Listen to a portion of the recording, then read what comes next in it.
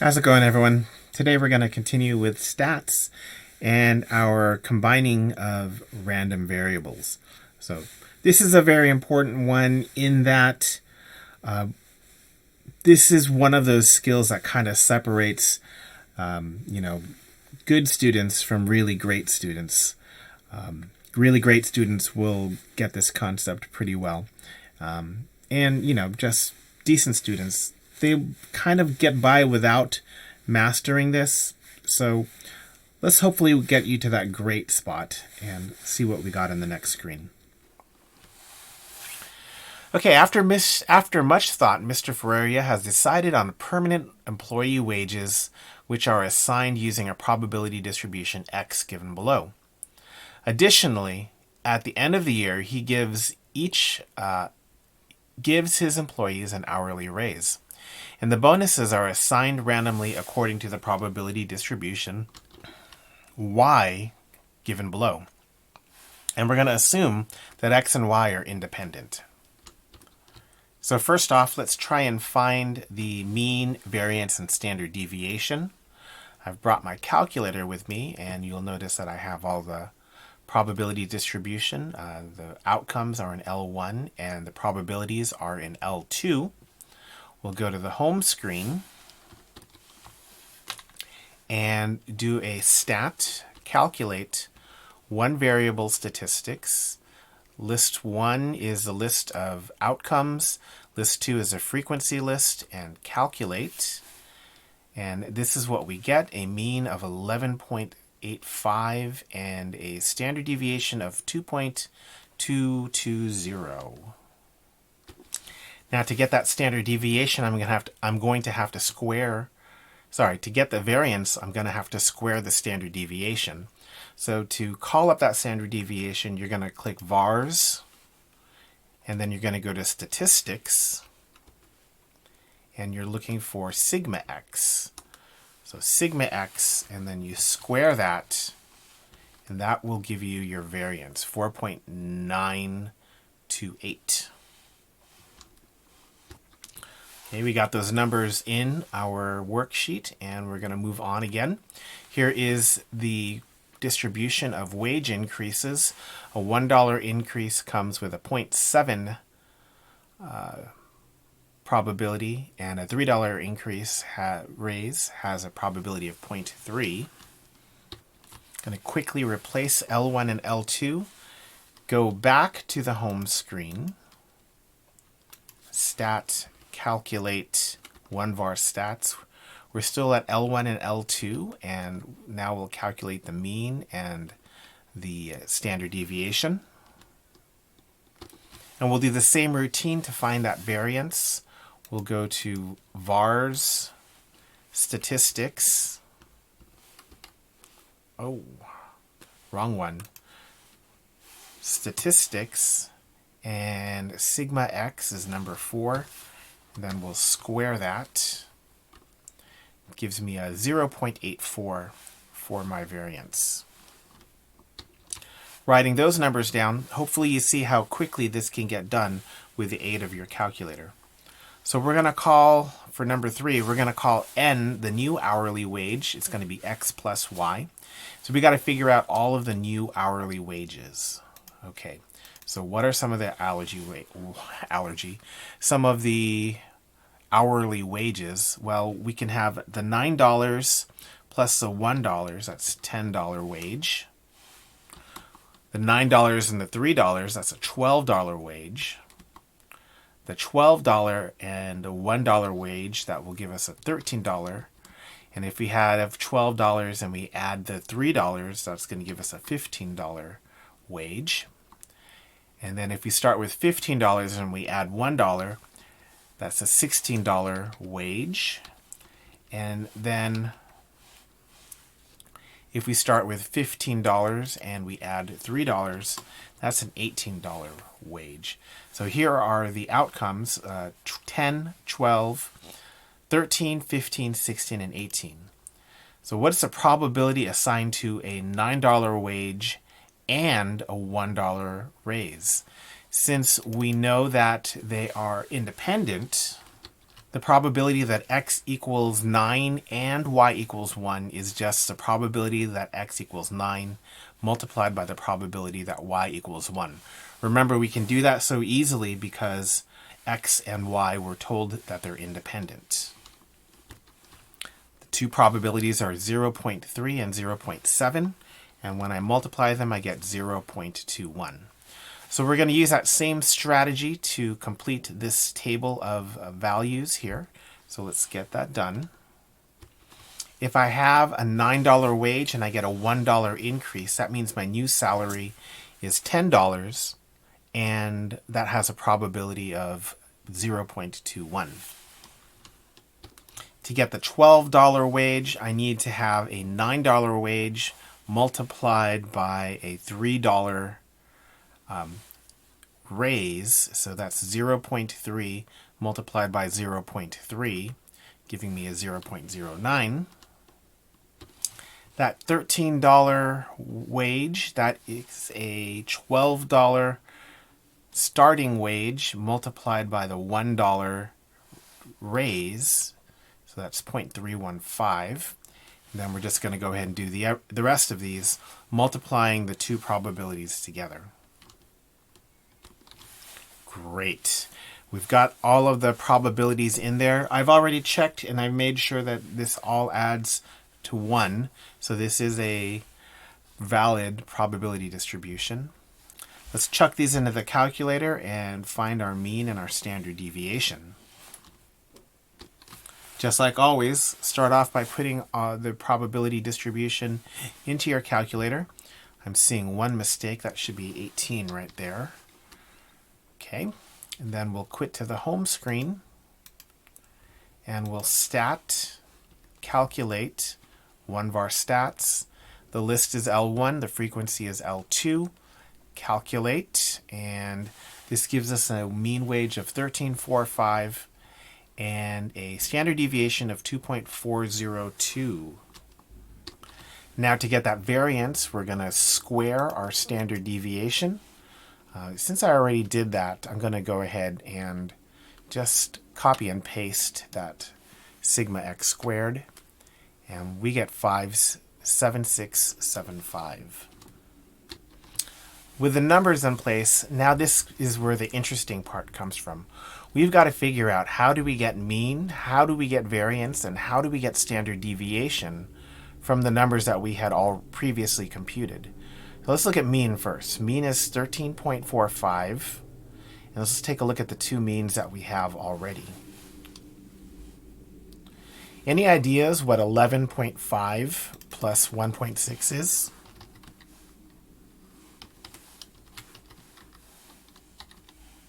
Oh wow, look, it's 13.45. Let's bring that down over here. Okay, so our new mean, well, that was equal to the sum of the old means put together. To put it another way, mu n is equal to mu x plus mu y. So that's a pretty easy formula. Now what about that standard deviation? Do we see any patterns there? Let's take a look at the standard deviation. Let's see what happens. What if I add 2.22 together with 0.917? What will I get? I'll get 3.317. And if I take a look and compare it to the new standard deviation, oh look, it's not the same. So this clearly can't be the way to figure out that standard deviation. In other words, I can't just add the two standard deviations together. So this is a nope. Well, is there anything else I can do? Oh, well, look, this is kind of promising. The variance here is 4.9. The variance here is 0.84. So just really quickly adding that in my head, I'm getting a 5.7. And the variance here is also 5.7.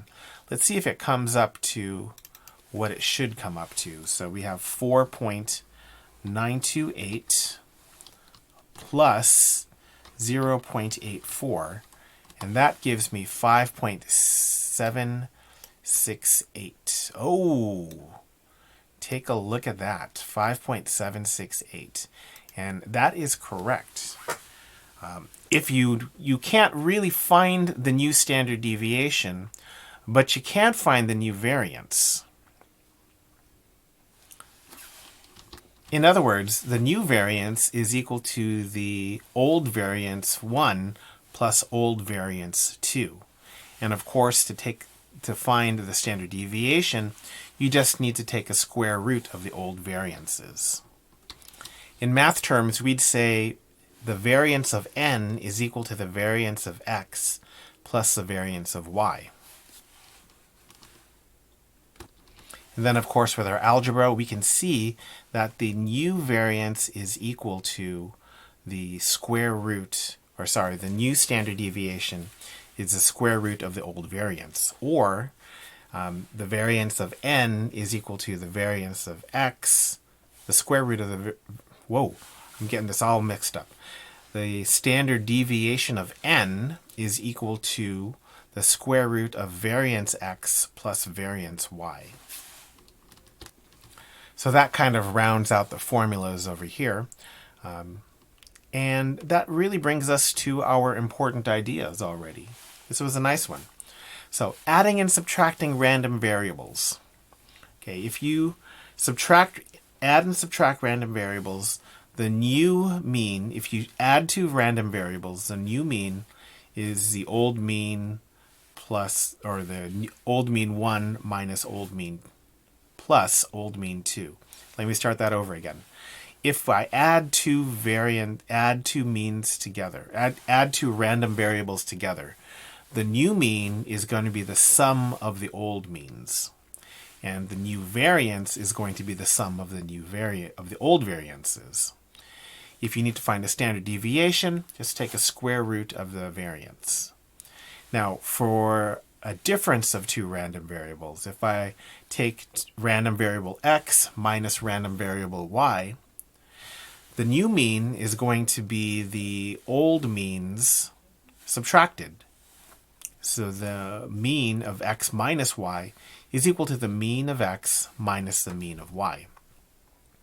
And then in something which is going to be really shocking, if I subtract two random variables, the standard deviation or the variance is the addition of the two older variances. In other words, whether or not you add or subtract them, the variance is going to be the same. Okay, it's square root of variance 1 plus the square root of variance 2. That's going to get a lot of you. That's definitely going to get a lot of people who don't stay to the end of this video, that's for sure. So you have to always add variances, never subtract variances. Never add standard deviations together. You can only add variances together. And if you have a normal probability distribution, then you have to find the new mean and the new standard deviation. Pretty much the exact same way.